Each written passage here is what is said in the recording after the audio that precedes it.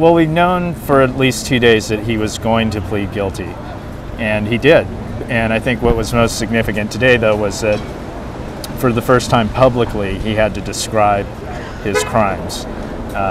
And number one, and number two, it was the first time he'd been in the same room with his victims. So there was obviously some tension there.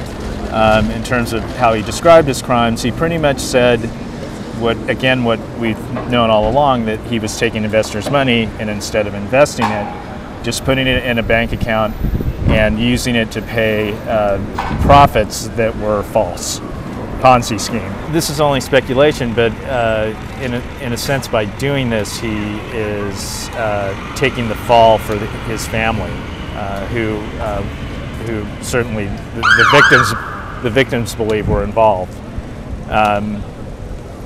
So he's not giving the government any cooperation, any potential evidence that could implicate people who are close to him.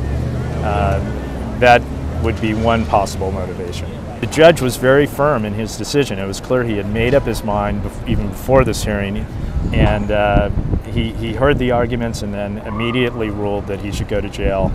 That seemed to startle the attorney a little bit, but Madoff, as he was throughout the hearing, appeared to have no reaction at all.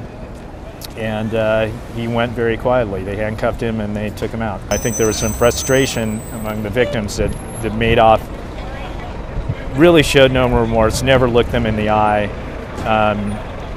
and again was just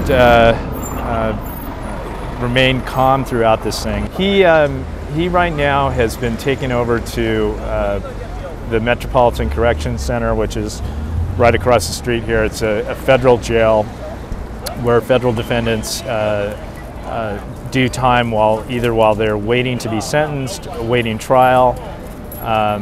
And once he's sentenced, he will be going to a federal prison somewhere else to be determined.